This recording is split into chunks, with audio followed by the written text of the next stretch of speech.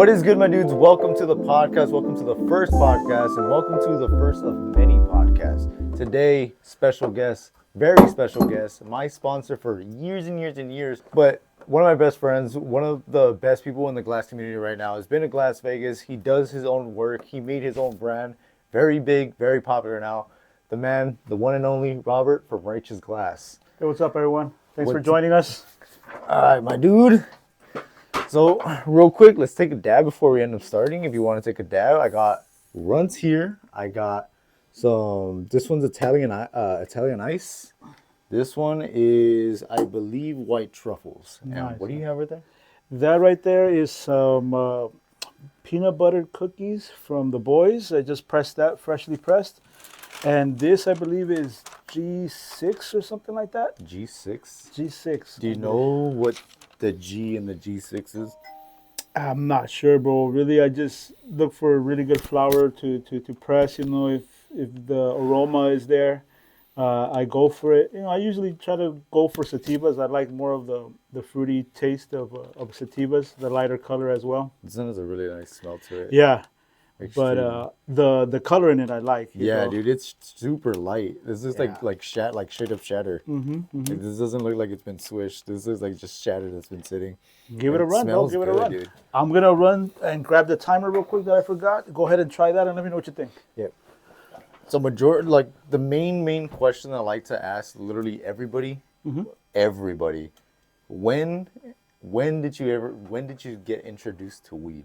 When I was about, I would say 12, 13. Young. Yeah. I had a cousin that lived with us, and I wouldn't smoke with him, but he would smoke, and I'm not sure. I can't remember if he had a hand problem where he couldn't roll, but he would always ask me, "Hey, can you roll?" I guess the little hands of a teenager were a lot better than an adult, you know.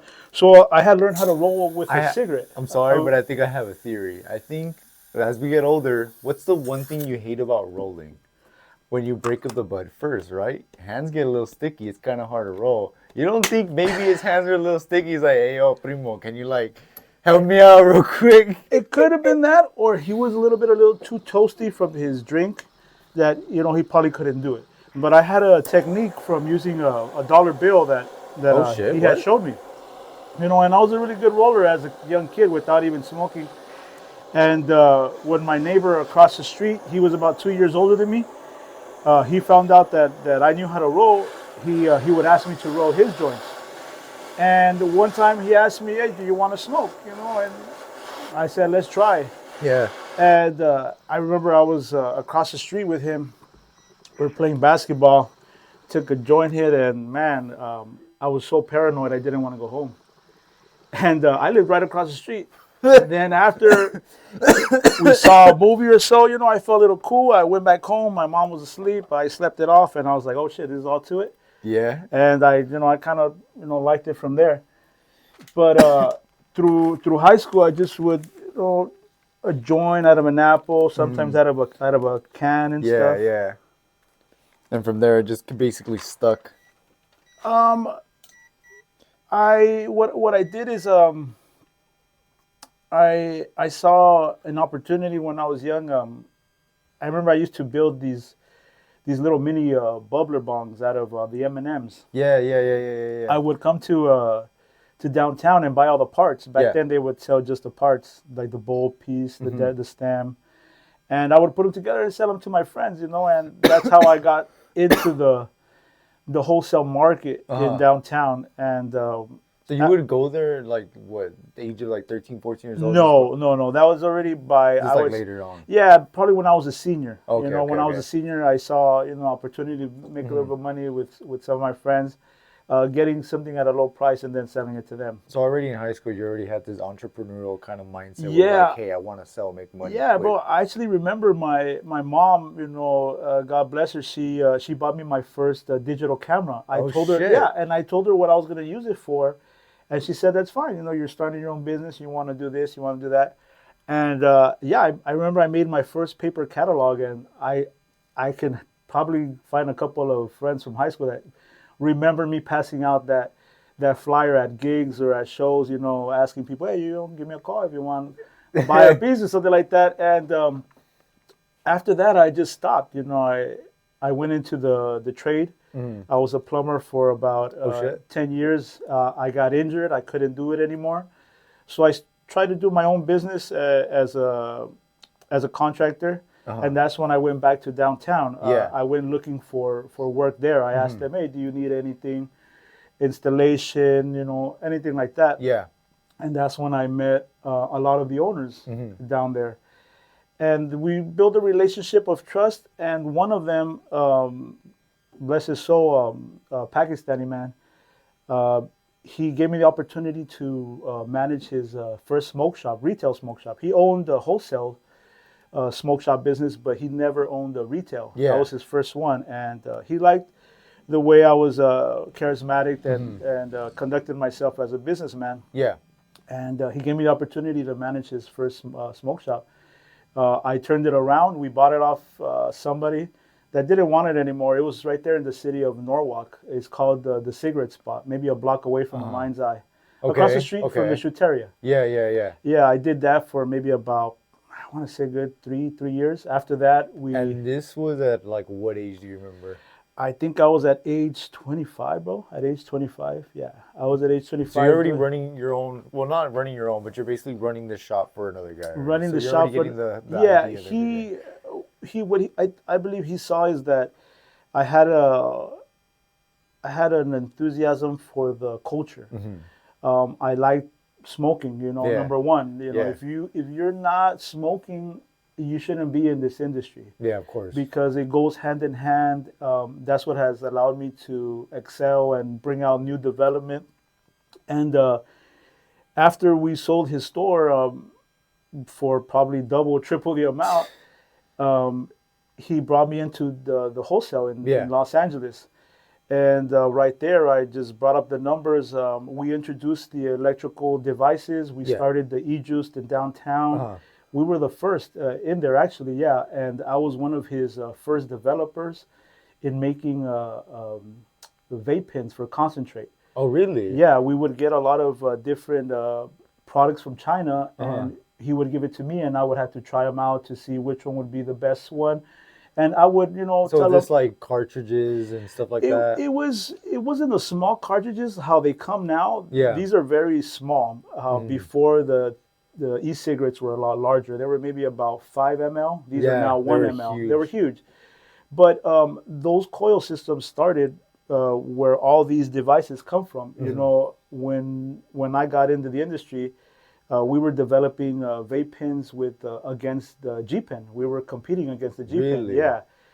We started a company called Synergy Caltech, and we were developing products for the concentrate industry. After we started, then other companies arise. Boom turned into Yocan. Yeah. Yocan, they're more of a pen type of concentrate device, but they pretty much took over that type of pen device. And then after Puffco came with their electrical e-nail, and they just revolutionized the game, Yeah. Well, for what I remember Puffco being out as a pen as well. Yeah, it was, bro. It was it was a battle, bro, between a lot of companies to try to figure out to make the best heating element. Yeah. Actually, what it was. Everybody had the pen, but it was about creating the perfect heating element for the perfect experience. Everything would actually burn it or waste it. Yep. And they're the first ones. Actually, that ceramic plate idea was an idea that I introduced to the guy, the Pakistani guy, maybe about 15 years ago. So you're part of the innovation of basically how coils started and everything. Yeah. Basically, you had your hand in it. Yes, bro. I was in there, and we were working with Shenzhen, China, with Atmos. We were in competition with Atmos. I can name serious amounts of competitors that we went up against, and we were actually the ones sending the development ideas over to China to make these devices. I was the one that told them to put the resistor wire and coat it with ceramic. Okay. Before it was just a wire. It was just a wire. Yeah. And also what they try to do is put the wire through the ceramic and like kind of wrap it. Yeah. And that wasn't the right idea. The idea was to encase it in a ceramic. That way the ceramic would be the heating element, not the actual resistor. Yeah, the actual coil. Yeah, and they did it. They did an actual great job. Actually, I believe Dr. Dabber had a pin that had the first concept like that, but they put a larger battery into an E-Rig mod, and I just took it from there and ran with it. For what I remember correctly, Dr. Dabber, I remember them releasing the boost. Remember the Dr. Dabber boost? Mm-hmm. I remember that being super cool. The little cup that it had inside, basically this, but just a lot smaller and a lot smaller. I remember using those and always thinking that this was finicky, this was stupid, this is retarded. I remember buying it and thinking like, oh, this is fucking just dumb. When Puffco came out, I was extremely excited for just thinking about like, hey, this looks like a rig, this looks like a bong, this looks like something that resembles smoking. So when I saw this and it came out, I was extremely excited, and as soon as I hit it, worst fucking experience of my life. Do you remember when the Puffco first came out? Yeah, bro. I remember when it first came out. I remember it at the trade show. It was. So you were hitting it when it was prototype then? Yeah, I was there at the show when they released it. Yeah, what we were doing at that time. The guy I was working with, he was getting into e-juice. Okay. And making disposable hookah pins, where now the disposable hookah pin is ridiculously popular, but before, when he brought it out, it was only in a slim pin form. Yeah, I remember had that. Maybe like 300, 100 puffs. Something like that. Yeah, I remember people really didn't pitch on it. But now that same concept is what's number one in the market right now. Yep. So, ideas just evolve over time, but it takes I believe the right mind and to make a product like that. To pretty much execute it. Yeah, to execute it right. And of course you go through errors, bro. Everybody does.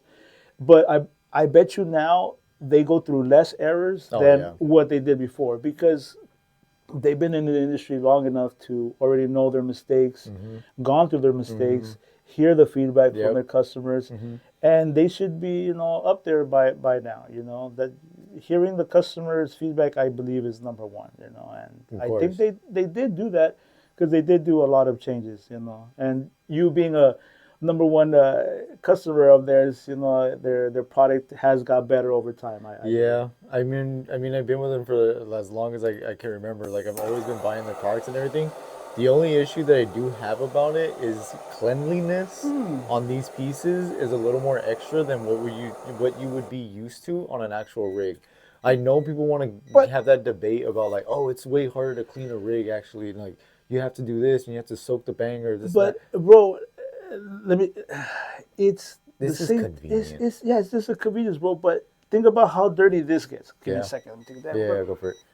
No, but when it comes to this, like, I understand people have that whole pet peeve, which is like, oh, it's fucking, you have to do this, and you have to take out the atomizer, you have to put it in a jar and do all this stuff. I get it. It's a little extra, but at the same time, convenience. It's a convenience of taking it on the go. But what the product that we're putting in here to consume out of these devices is a sticky, product. So when you are going to clean it, you are going to come across those things. So if you're a person that doesn't like getting your fingers dirty, this is not the thing for you. At all. I'm sorry. This is not the thing for you. Maybe stick to just those Stizzy and plug-and-play things where it's just like that. But if you're going into a dabbing experience, like, know that you are going to get a little dirty. Know that you are maybe going to get some of your clothes with a little bit of course, so of course, those things do come with the territory, and I'm not sure why people don't expect that. This thing it's wax. It's dirty. It's very sticky. It's very viscous. It's going all over the fucking place. Yeah. Speaking of ideas that we were talking about earlier, where did the name Rigteous come? That name, bro, came. I was sitting. I was still working with a guy. Can you pass me that dev stick real quick? Sorry. Yeah. Sorry. Thank you. And I was working with a guy. And really, bro, I was just thinking of all the names he had came out with for his products, and really there was no meaning, or the meaning was a little bit too obscured, where the customer never would be able to relate or understand. Yeah. And do you remember any of those first names by any chance? He had made this hookah, the first e-hookah. Okay, this is how we were bringing out new ideas into the market, bro. We brought into the market an electronic e-hookah. After that, every other company started making it, but we were the first ones that had the idea to make a hookah bowl electronic, and we actually put carts like automizers inside the hookah, and it was called the Rook. And okay. We came out with that idea right after us coming out with the e-juice idea, and it was just, bro, sometimes it should have been called something else. It shouldn't have been called the Rook. He was just looking something similar to kind of mimic a company that was already out there, and I don't think in this industry you should do that. You should be your own, stay in your lane, and you'll be fine. But once you start mimicking or copying, you automatically get, hey, that looks like that. Hey, that looks like that. And that's where people, I don't know, bro. I see people do that, and I get where they're trying to get at, where they're thinking like, oh, familiarity. If I can put this out where it's almost like similar to this product or similar to this name, I'm pretty sure like in their heads they're thinking, oh, people are gonna grasp to my product because they already know something similar like that, which I don't feel is good. The reason why I came out with Righteous, bro, is because as a kid growing up, the people that were really smoking, or me watching grow up, they were surfers, they were Rastas. We would go to the Ragamuffin show. It was called the Bob Marley Festival before. We used to go to all those shows, and the one thing you would hear people sometimes say is righteous. Dude, that thing is righteous. It's an old term that they would use, but it's kind of a hippie term that people would use back in the 70s. But it's something that even the word meant something. I live by a code of goodness. I try to do good by everybody. I try to help out as many people as I can when I can, and I just try to show that out into the world, so people can see an example of good. Instead of giving an example of bad, I want to show an example of good. So the name of my company is also my lifestyle. I try to live a righteous lifestyle. I am a family man. My business is a family-owned business. We try to employ a numerous amount of families to keep working. But in all, bro, the name really came from just a good vibe, a good place where I wanted to take a company, and I thought of other names, bro, but nothing really gave me a smile after I would say it, you know, and after I say it, like, it gives me a smile. Anybody that says it gives them a smile.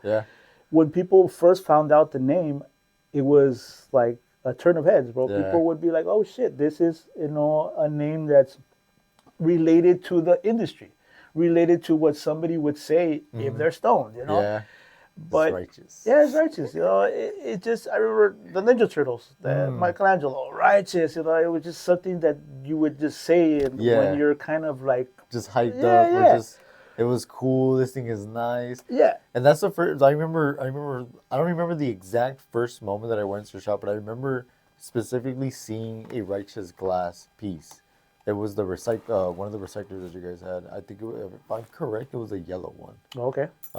Yellow one. I think it had an inline.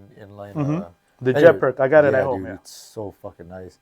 I don't know what happened to it. To be honest with you, it's long gone. Oh, it's at home, bro. It's at home. It's somewhere, dude. But I remember seeing that, and I remember reading the name on the side. I was like, Righteous. It's like Righteous Glass. Yeah, that's exactly what this is. That's exactly what I had in my head. It's like, that's exactly what this is. This is Righteous glass. This glass is righteous. Exactly, bro. That's what the main idea and concept. It just made sense. It just makes sense. Yeah. It just falls into place with it. You know, the aspect of cannabis. Yeah. You know, I've been in the culture, bro, since I graduated high school. I graduated back in I'm class of 2000, bro. I've been consuming cannabis on a daily basis probably since then. I feel it has helped my life in a positive way where I feel younger. I no the you reason feel righteous. How can I put it to you, bro? I don't.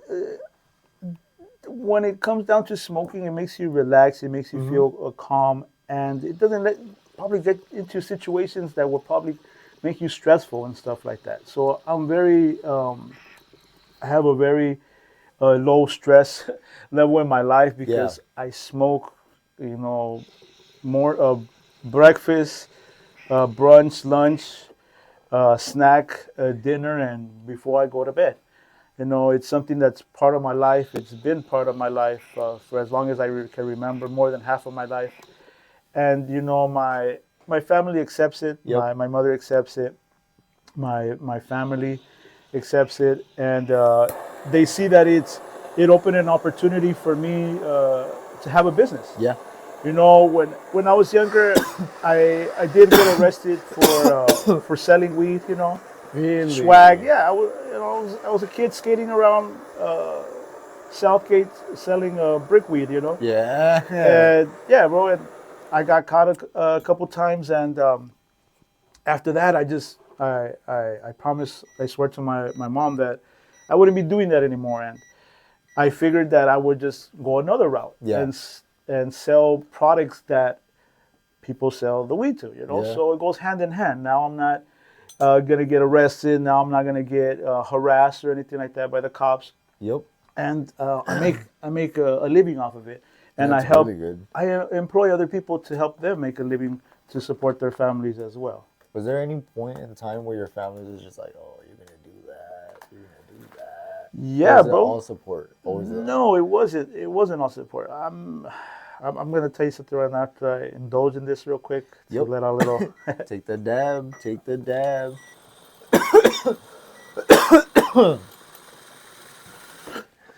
That G6, by the way. Oh my god, it's so good. It's really good. This shit's good. What's that you have on the table right there? This is the peanut butter. Oh yeah. Here you go, sir. Thank you. So when I stopped, and I promised my mother that I would stop doing that. Yeah. You know, the family had a bad interpretation of me. You know. This was at like what age? That was maybe at 22. Okay. 22, 21. Uh-huh. And my family was like, "Oh, this guy's a black sheep. Oh, this guy is." Yeah, man. Every time I would go to a birthday party or something, I would have to tell my family members to relax. You know, like they wanted to go and smoke and stuff, and I'm like, "Fool, I can't do that. You leave with me, the family's gonna know that you're smoking with me." Yep. Automatically. And automatically, I'm the guy that's doing that. When you're the one that's telling me, "Hey, let's go." Yep. Fool, I can't fade it to the birthday. I know what I gotta do to come to a gathering. Yeah. But you know, it just made me seem bad with a very close aunt of mine. You know, she just stopped talking to me. She just didn't see me the same. You know, and I think because her son would indulge with me. Oh. And he's older than me. You know, that guy's older than me. But what's the issue there? I don't know, bro. We all have mishaps in life. Yeah. It depends on how you dust yourself off and come back from it, because you have to come back from it. Of course. You just can't stay there. Yeah. But it's how you dust yourself off and come back from it. And I believe that they blame weed for an introduction to something else that maybe they got into. Yeah. It's not my fault, bro. You know what I'm saying? But I just hate that since in the beginning of my life I was doing bad and getting caught up. I was labeled as the black sheep, but now they see me as I'm a business owner doing this type of business, and he's getting ahead with his family. It's more now of they respect me now. Yeah. You know, I gained their respect back. Now I don't have to, like, if I want to go, I'll go. If I don't want to go, I don't have to go. Yeah. But when I go, I see that it does bring happiness because I'm there. Yeah. And before it was like, oh, this fool's here, like, fuck. You know, He's gonna bring out this weed. Yeah, he's gonna smoke out my fucking brother and shit. Everybody's gonna be high here exactly. now. You know, so it's a change, and now I'm glad that happened. But never did I think that it was gonna be all related in the same journey that I've been in. Bro. You know, it's been a journey, bro. It's been a journey. Another thing about that, we're both parents. I just barely had like a 2-year-old. My wife's already talking about having another one. I can tell you no. Do you see a difference between a stoner dad and someone who doesn't smoke weed? Let me just give you my opinion. Honestly, I see a difference, but in not I'm not saying a bad way. I'm not saying that a non-stoned parent, I'm saying completely sober, non-drunk and everything, I'm not saying that they're not doing a good job. But when I'm stoned, I noticed that I can bond with my baby a little bit easier. Yes. That's what. It's fun to play pretend when you're fucking stoned, my guy. Bro, that's what it comes back down to why I still feel young of smoking so long. Because it does put you in the mind state where I don't give a fuck if I'm fucking playing with my daughter. Yeah. I don't give a fuck if I'm watching TV with my daughter.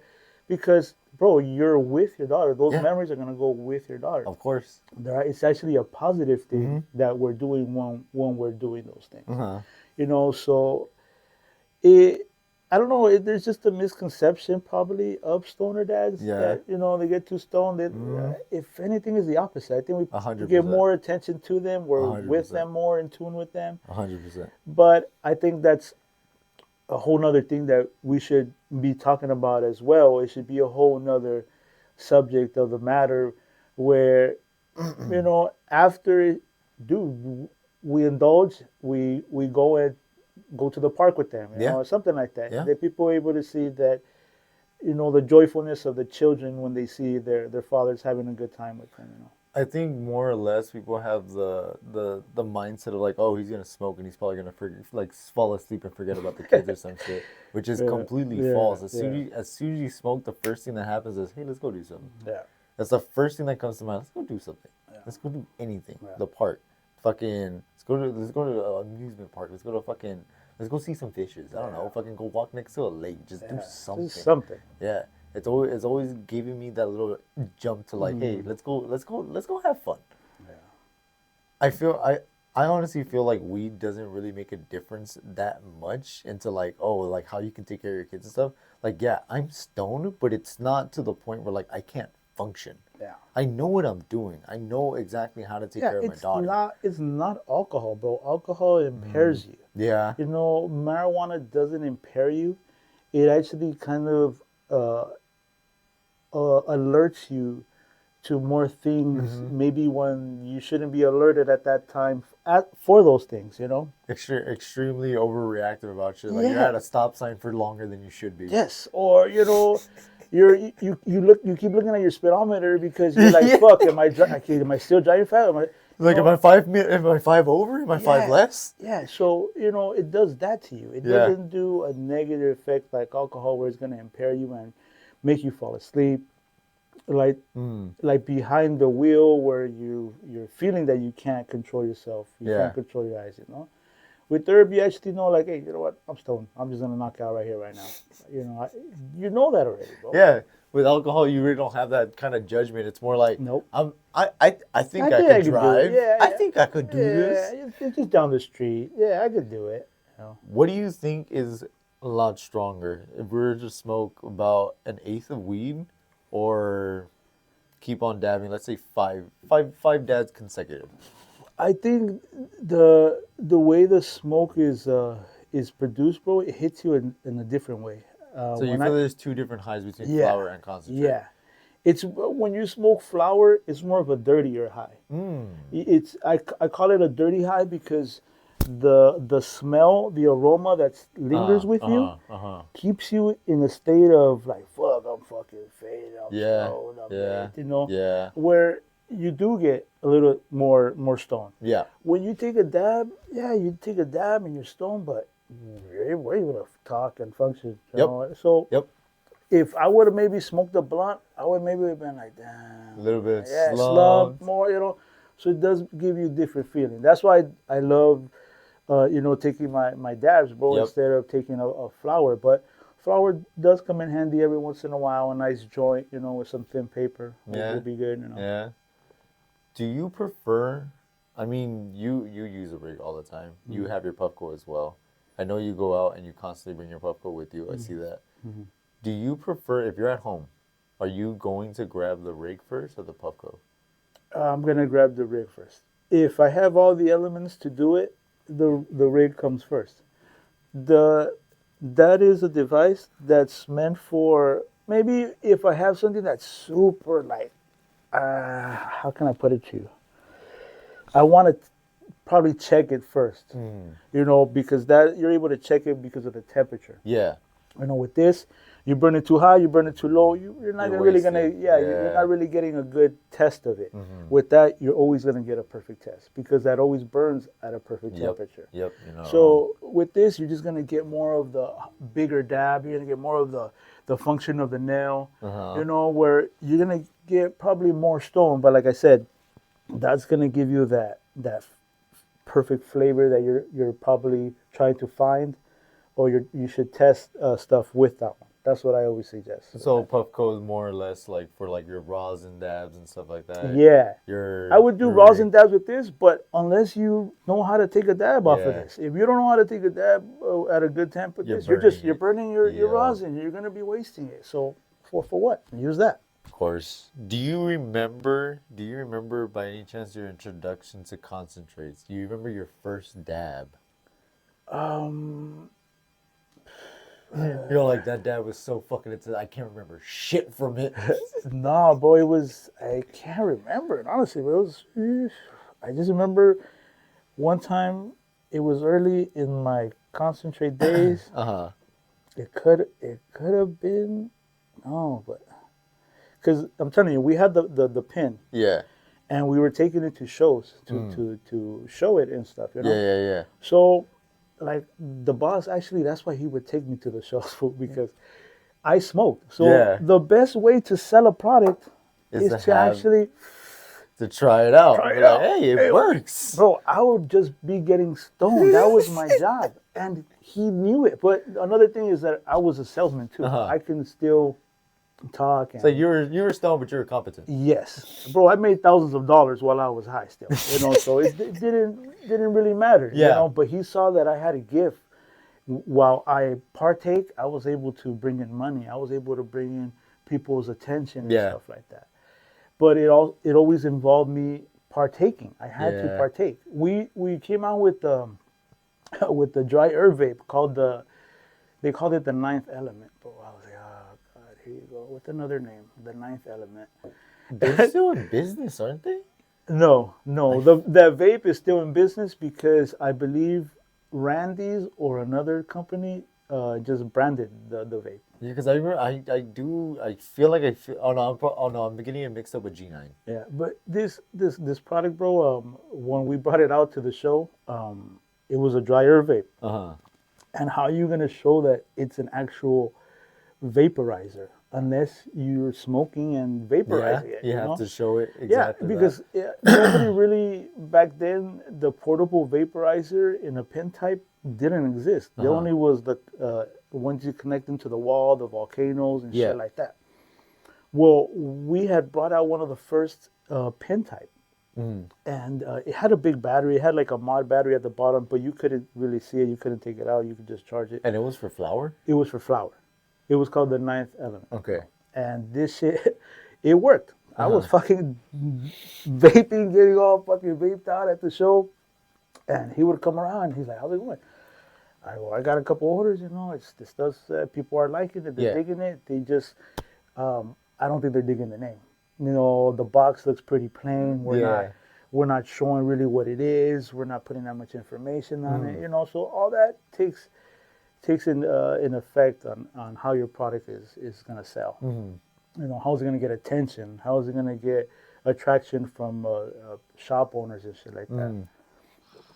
But yeah, we did that, bro. And every time, I'm telling you, I had to go to an event. I had to partake. That was part of my job, to show the product that it actually worked. And it would always work. Look nowadays. If you see companies like Honey Badger, you see bro, they let customers partake, and it shows the customer how good the device works. So as long as customers keep doing that, Dr. Dabber does it well.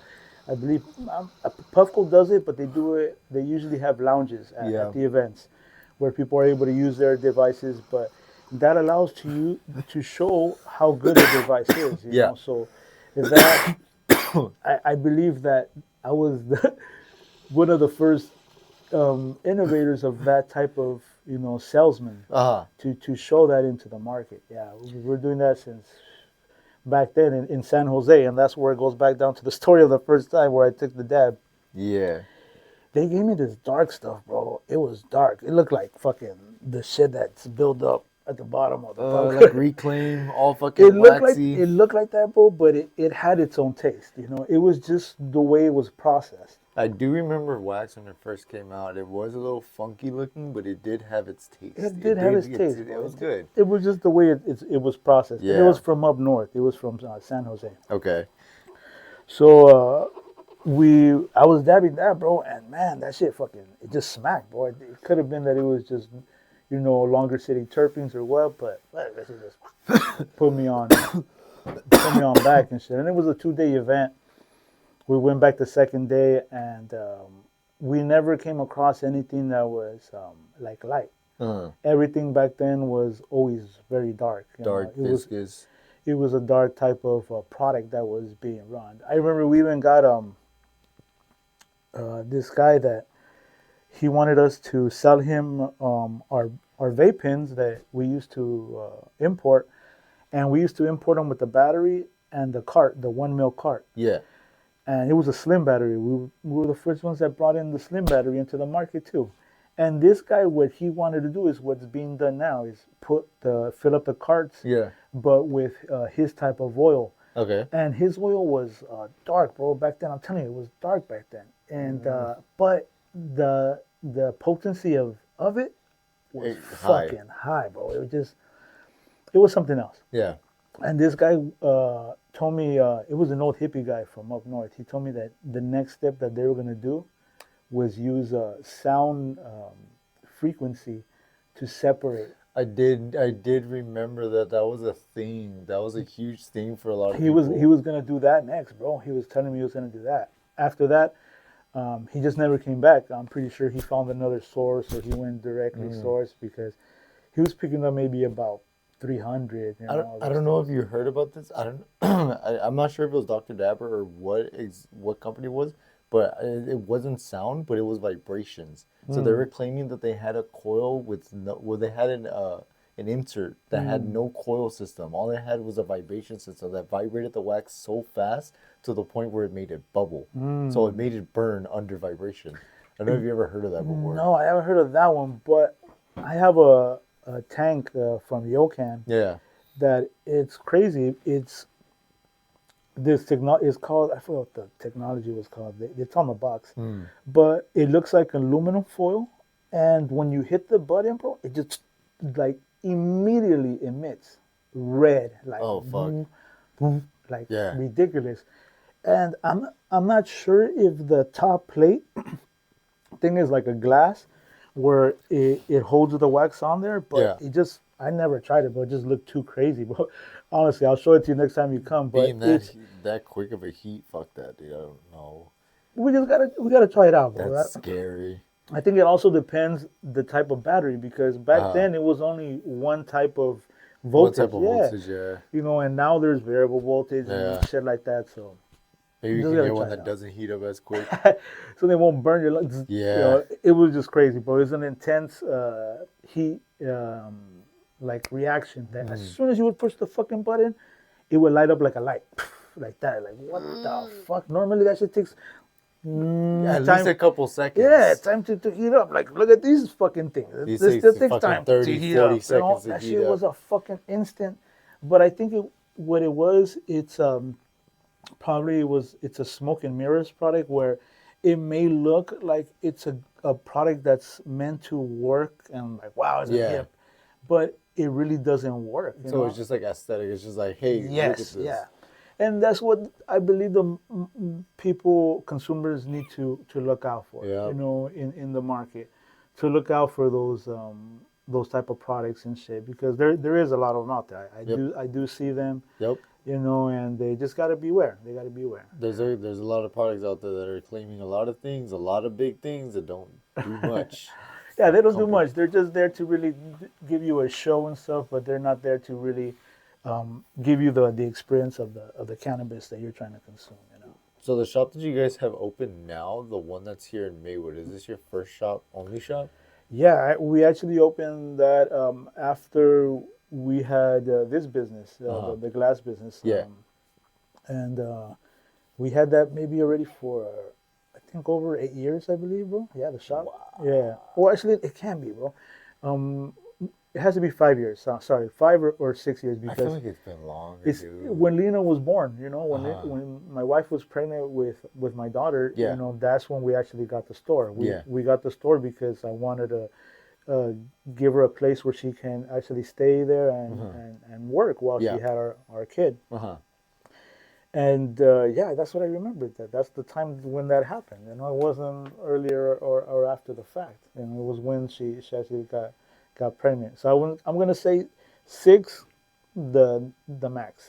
6 the max. At that time, did you already have Rigteous glass already lined up? Yeah, Rigteous Glass was already moving. It was already getting picked up. Where did you end up finding a blower? How did this end up happening?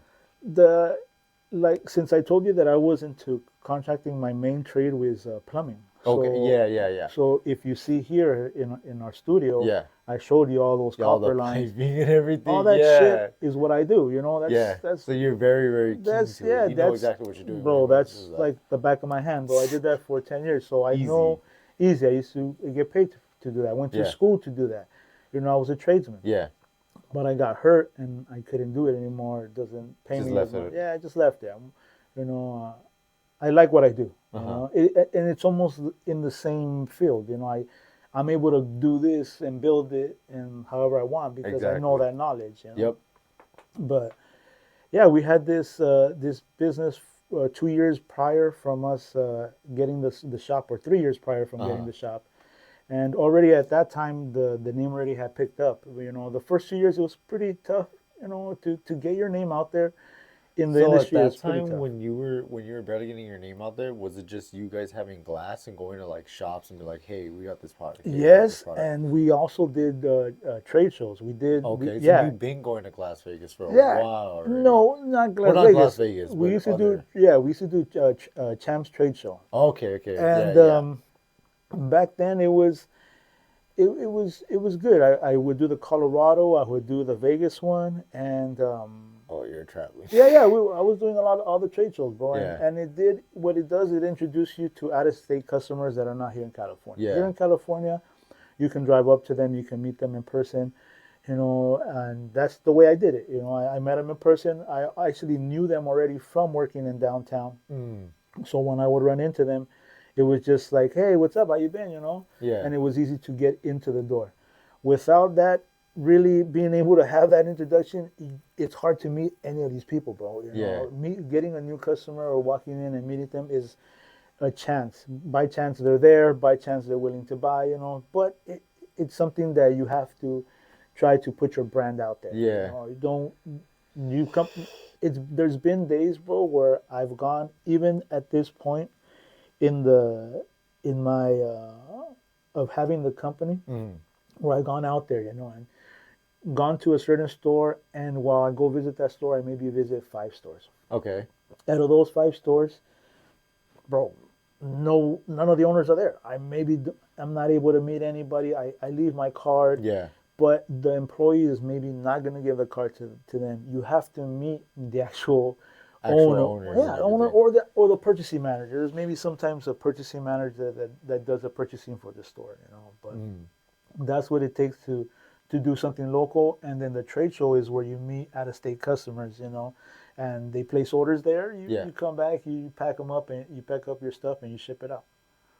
Have you ever? Okay, so you have customers basically all over the U.S. We have over, I want to say over 50 shops outside of California that carry our product. There's 2 distributors, one in New Jersey and one in Denver that distribute our glass. One here in Los Angeles that distributes our glass.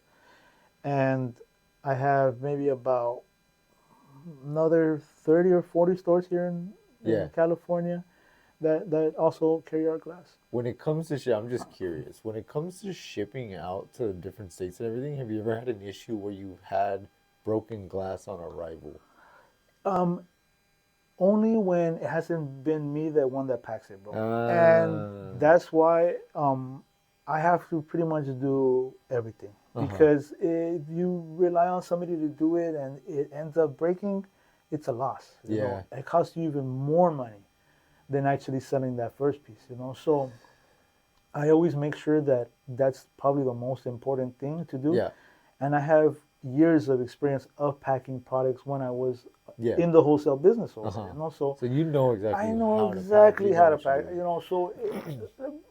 But in order to do what I do, it took years of gathering knowledge, gathering experience, gathering actually working, bro. It's a lot of work. I used to pull pallets in downtown. I used to unload containers in downtown of product. I stood in little fucking underground fucking things making e-juice and stuff for the boss sometimes. Well, you go through these heartaches to maybe one day come out of it and be your own man. But when you work for somebody, you should always just be a sponge and kind of get all the good things. Because a lot of people do bad things. Trust me. People do a lot of bad things, and also you learn from those bad things. You see all the bad things that they've done in their business, so you won't do them. You can stay away from all the shit that they made mistakes on. But you see the good things that they did, how they did them. Like going to the trade show, bro. I don't know how to go to the trade show. I used to go with the guy I work for. I used to go and do all the paperwork. He'd be like, hey, go fill that out, go do it. I learned through him by him allowing me to be there with him. So all those things people should never take for granted. And people should always, take that as experience, bro. It's that working for somebody is an experience so you can grow. I'm at an age where I have this, but if I was younger, bro, I failed in my own construction business because it was too much competition back then. When I tried to do it. You also try to do construction as well? Yeah, I could do flooring, I can do walls, I can do framing. That's why I built the bar for all those little things like that, bro.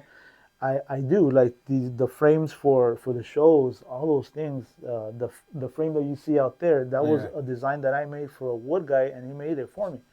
So all these things I've done. And I've learned over being a tradesman, being a salesman, being a wholesaler, now being a father, all these things going into effect, bro. And I think experience is power, but you have to go through the experiences. If you have no experiences, you're not gonna know what is good, what is bad. You have to go through those work experiences. As of now, owning a company, is it more streamlined, or is there you still have little bumps here and there? The bumps up and down, bro, to be honest with you, has been the economy. Our whole industry has taken a big hit.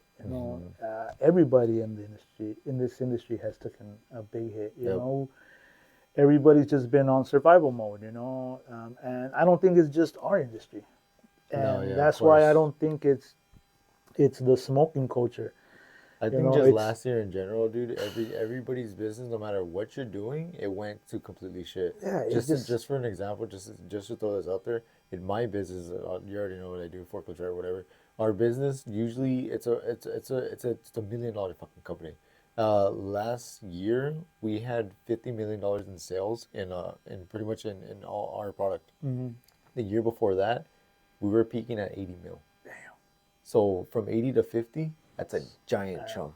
That's a giant chunk of change. And for us, I had cut hours that they were basically not wanting me to work. They were telling me to like do some odd hours. Basically, it was just all fucked up. Like last year was just it's bad for everybody. Yeah. Bro. And you just what the rule was when you see things start hitting the fan, you kind of gotta like hold on and not waste a lot, or not really waste a lot, but not purchase things that are not necessary. Yeah. And get yourself into maybe loans that you shouldn't have got into. Because I think everybody that got a loan in the last 2 years is losing the stuff that they got out with that loan, because the interest rate that went up it's ridiculous now. They can't pay for it. Of course. And the same thing happened back in 2008 with the housing. You just got to be careful and be aware of things like that. And I'm just thankful that we're just surviving, but we're getting by. Yeah. Where we haven't been out there, and one of our blowers is not with us right now. Yeah. But I could say he's taking a sabbatical. He's doing another type of work and stuff. Yeah, of course. We just talked to him, and he's talking about coming back. He's just waiting for the market to come back, like everybody. Yeah, yeah. And we have the space. That's not the problem. It's just that we just can't commit to more work that's maybe not going to be there. We just got to do what we have work right now. Try to bring out some new stuff. Right now, we're bringing out some new stuff with OJ Flame. Some really good stuff. You just seeing right now. I see a lot of it, and it's gonna be nice, bro. We're trying to change our company into a more higher end type of glass, because what I notice, what I see, the culture is going into a higher end heady type of market. Yeah, and the thing is that sometimes the money that buys these pieces comes fast. Yeah. So people, spend it really fast on more expensive so if pieces. you don't have the piece right then and there, they'll go something else. Yeah, bro. So that's what I'm trying to do right now. Have the pieces available, because people are willing to get more expensive pieces right now. Now, with you having the backers, the glass boards that you have now, are you thinking of doing extremely limited drops?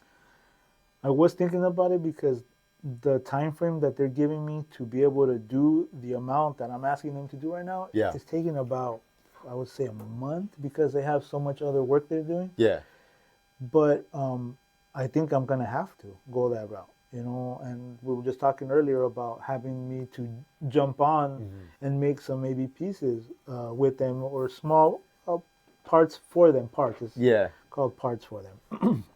But I think I got to do something. I got to maybe have a different game plan. Like I said, times are changing, bro, right now, and I just got to think different. Yeah. I mean, I really can't wait to see exactly what you're going to be dropping limited. I seen I'm not going to say what pieces, but I seen the pieces that you're going to be dropping soon, and I'm already excited on seeing the colors on them. Just the colors itself. I'm not talking about the shapes, just the colors of them. Yeah, bro, it's ridiculous. These guys do amazing work. I've known these guys since day one, bro. These guys, they used to sell to the guy I used to work for. They used to come in there, Oh shit, really? Yeah, with very simple pieces, and we started selling their pieces, and that's when I started noticing that there was stores that were starting off carrying nicer glass, because they had customers that were willing to look for nicer products and stuff like that. Mm-hmm. When you go to these trade shows and everything. Excuse me, do you mind doing me a favor, passing me the juice up there, bro? Yeah, I got you. When you go to these trade shows and shit, do you, what's the whole thing about that? So when you get into these trade shows, Do you have to pay to get a seat? Do you have to just know somebody? How do you get like the entrance thing? Like, let's say for me, because I want to be able to go in there. I know I can just get the golden ticket and it just has to use for me to go with you. I know that's just simple. But let's say I just didn't know you. Let's say to somebody that just isn't in the industry and just wants to be doing pretty much vlogging, how I did it when I first went in there. working for somebody else. No. Oh. How I did it the first time. You have to go there, bro, already with your company. You have to have a company. Yeah. Whatever your company is, whatever you're selling, whatever show you're going to. Yeah. It can be a cosmetic show. It can be, but you have to already have a company that you're going to go and present. Because that's what you're doing. You're pretty much going to these expos to present your products. Okay? Really, you're not going there to actually sell or anything like that. You're really there going to expose your product. That's why it's called an expo. You're there to expose your product and show people. That makes fucking sense. You're there to show them. Yeah. By the grace of God, it goes good. People instantly start giving you orders there. You know? And that's why you get orders at the show. Sometimes, if your product is so good already repetitively selling and it's already sold out, some companies already take maybe some limited amount with them and drop some at the show. You know, so it depends what kind of product you're bringing out there. But the first, number one, you have to have your company, what you're trying to do. Okay, then you go and you tell them that you contact them. You contact them. You tell them there's a window for exhibitor. They ask you who you are. They ask you to give them your business content, your business license, all that shit. And once you have, they have your information. They tell you what is it that you're coming to sell. Okay. Okay. If it is allowed for you to sell that, I'm selling myself. it can be. You can be a content creator, whatever it can be, bro. But you just have to put that shit on the paper. Yeah. Okay? After you put it on the paper, they'll contact you and they'll tell you, hey, yes, you can. These are the dates that's these are the places that's available at the show floor, because they give you a floor plan. They send you a floor plan. Yeah. And depending on the show, sometimes, like, say these shows are already sold out, so you're gonna get whatever. Bro, I swear to God, I always been fucked at these shows. They always put me in the fucking corner. They put me at the fucking smoke. But you know it's crazy, bro, that it's always been like a blessing, bro. People come to me and they tell me, damn, bro, you know, it's so easy to find you. Because I always say, oh, it's over there in the corner. That and they found me. That was my first show. I was way in the corner. They put me way the fuck in the corner, bro. But everybody was finding you. People like that. still responded. I still got, that was my first show, and I did well. I feel like being at the corner probably is more of an advantage, only because people are walking past the edges first. So once they get to a corner, they're going to have to stop and turn. So I feel like that's the more of like, hey, I'm looking at this product a little bit longer. Maybe let me turn back.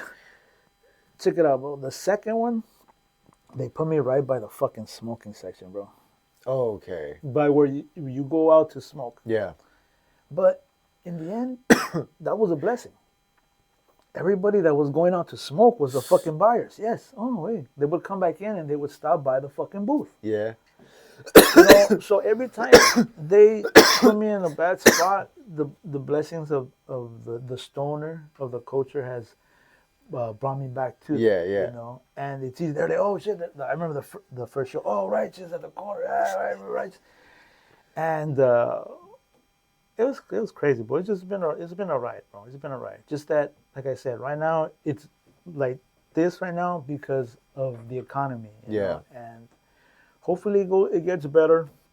Hopefully it turns around. Hopefully it goes a different route than the way it's going right now, you know. But I just got tired of this shit already. Yeah. I need a change already. Fuck. That's just annoying. I'm gonna say it already, bro. I'm fucking tired of this shit. Really, bro. I'm tired of it. Anything new? Anything new for Righteous? Anything brand new coming up? Yeah, I'm bringing out some t-shirts right now, bro, and I'm too late for the sweaters. All those things right there are sweaters and pants, bro. I just don't have time, bro. You know, I'm a father. I gotta run my shop, but that's why I told you I gotta change the hours and maybe do some more time here because I got a lot of work I gotta do here. You know? I mean, if you need a video done for the merchandise, I could probably throw something together for that. Like I even asked Ras the other day too. I'm trying to do something with this bullies. Oh, okay. Yeah, because I'm already at the point where I'm just like, okay, I kind of want to expand myself into doing more than just the weed editing.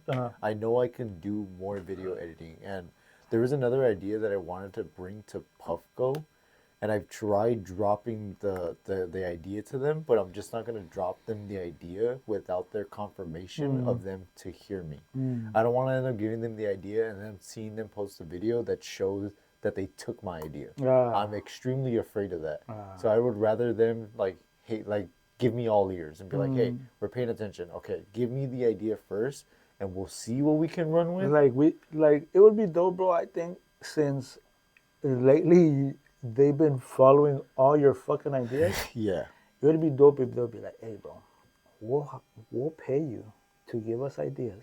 Yeah, we want to hire you as our content idea creator. That's what I really want. Bro, they've been doing it. They just, that's why you're scared now. I see what you're saying. I'm tired. It's the whole idea of me trying to get into that whole space of me creating ideas for them. It's a huge deal for me. For one, it's like a dream come true.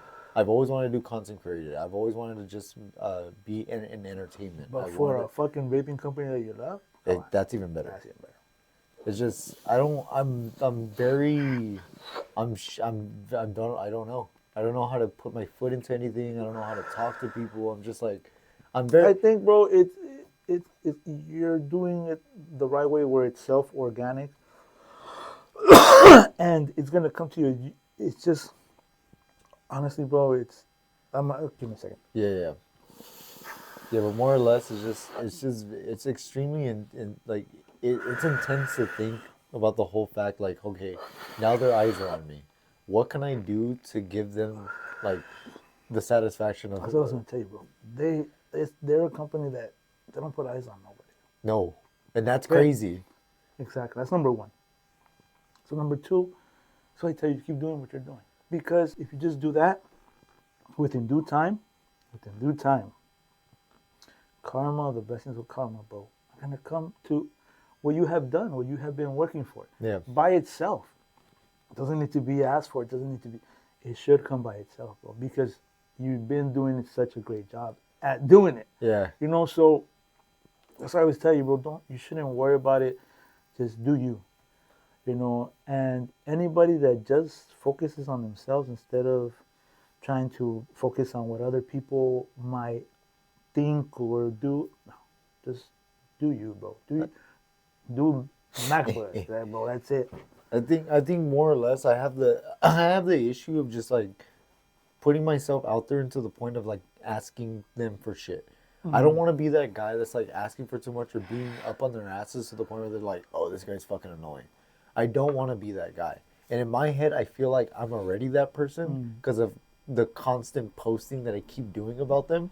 But I understand, I'm trying to get their attention, which I've done. But you got to remember, bro, it never gets posted unless they post it. Yeah. So it really, it goes hand in hand, bro. They get the content because you gave them the content. Yeah. They're not getting the reviews or they're not getting the ideas without you giving them the ideas. So just know that your ideas and your creation of thought is in the right state of mind for them to be looking at you. Yeah. I'm 24 now. I'm still working at a warehouse. I honestly feel like I can do something by the age of 30. Bro, you're still young, bro. You really got unleashed into this world. And a warehouse job is one of the first jobs you get as when you're unleashed. You do have a better position at your job, and that's what it's allowing you to provide for your family. Yeah. Do all that. So right now it's about maybe gathering knowledge on other things that will probably send you in a different direction. That's probably what I would advise to you, to look for something or think like this, what you're doing right now. This is a perfect example of that other thought in your spare time instead of, doing something else. You're going into this venue and stuff, That's why I'm here, bro. I like to support uh, youth. I consider you youth. Yeah. Because you are the future. You are gonna be the people come after us, and I think I need a help. You know, Yeah. it's part of my job as a human, as a person in this community to help the community. You know, you're part of this community. Mm-hmm. You came to my shop. Yep. Yeah, I know you by coming to my shop. Mm-hmm. You know, so you're part of the community, bro. That's why I have everything here local. That's why I live here. You know, because I try to be as close as possible to the community as I can. Yeah. No, I speaking of community, the whole like when you I don't remember exactly when you guys opened up. When you said it's like 6 years ago. All I remember is that when you did open up, I had to tell everybody and anybody that there was in Maywood. I kept running around and be like, "Hey, you need blunts? Go to Righteous. Hey, you need glass? Go to Righteous. Hey, you need this? Go to Righteous. Hey, you need a torch? Go to Righteous." It was crazy, bro. Back then we were a shop that was just there, you know, and over time, you know, people would come through. It just made it a place where people would feel comfortable, you know. Yeah. And like I said, we're a family-owned business. I got my kids there with me and stuff, you know. We're there Yeah. hanging out and stuff, but yeah, bro. So we have these sessions now. Mm-hmm. You throw them with Raz, you throw them with Johnny Jetpack, throw them with basically a whole group of motherfuckers now. It's not a small thing. Remember the first session you guys threw? It was still huge, but now they're getting way bigger. They're getting to the point where the last sesh we almost ran out of tables for people to get. Yeah. It's getting wild. Yeah. How did that start? How did this start? First of all, we know this is not like there's no licensing behind this. This is all just like, hey, let's just do this. No, we have to do this. Bro. Yeah. We have to start something, and I've been offered the idea a while back. Yes. Yeah, I remember when we used to do a venue out in San Bernardino at the Johnny Jetpack one. We used to go to his venue, you know, and after there was an incident there, we just stopped and we didn't want to do any more venues. Yeah. You know, we just said, fuck it, we're just going to stay at our shop and that's it. Yeah. But, you know, I saw that we had an opportunity to bring a good amount of people into our house and show them a good time. Yeah. With a little amount of vendors in the beginning, but we were only like 5.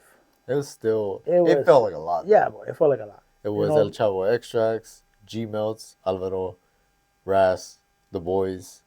It was the mushrooms, mindful medicine. It was the tacos. Bro, that's probably it. Oh, and the Mopping Turf Farms guy. Mopping Turfs. Yeah, and with that handful, bro, we started a little, you know, community event where people would come and buy affordable cannabis from trusted people, from people that like put you and I. Love Yep. what they do. Yep. Love what they yield. This is their life, you know, and the same way, that's what I'm telling you, bro. Like I try to stay connected with people that are in the same kind of aura, the same kind of mentality. Yeah. You know, Raz is a person that I know for a long time when he started, you know, and he always was there, bro. When we had an incident, he was the first guy there. Yeah. You know, we call him, he just showed up out of nowhere, you know, so the guy's a lot of love. And it's about helping each other out too, so we can all grow, bro. You know, I'm telling you, well, the first shows, like, it was just about investing for people to come in. You know, I never charged anybody to come for a table. You know, the first like 2 or 3 shows I think I didn't charge anybody. It was all free, just like, hey, come here, just show your food. It was me and Steve, me and Raz, bro. We did that. You know, we maybe got a couple help from a couple of vendors, but it wasn't something that we went out there and started telling people, you know, now that what the event is now, you know, we do ask for a donation from each table so we can make the event bigger. You know, now we're at 3 tents, bro. This next event that we're having in 10 days is going to be 3 tents. It's going to be about 30 tables. It's going to be about another 15 tables where people can come and sesh at. More live music. Yeah, more live music. We have the entertainment of the live music coming back, man. Those guys are rocking it. And the food, we're going to have more food this time. It's just going to be amazing, bro. It's going to be nice. It's going to be our first 420 show. I still haven't showed all the glass pieces I'm going to be giving away. I'm going to have Puffco pieces. I'm going to have Honey Badger pieces. I'm going to have water pipes. I'm going to have race. I'm going to have a bunch of stuff I'm going to be giving out. But it's 420. It's our second annual one. And I really want people to have a great time. I want people to go home with something. Hopefully everybody does get something. Extremely memorable. Yeah, it's going to be nice, bro. It's going to be nice. Hopefully people can make it. It's going to be on April 15th. Yep. And it starts at 6. Probably get there at 7 because people are still there getting shit ready. The taco guy probably takes an hour later to get his shit going. But yeah, just get there like around 7 would be good. But we're there all night, man. We always like having a good time.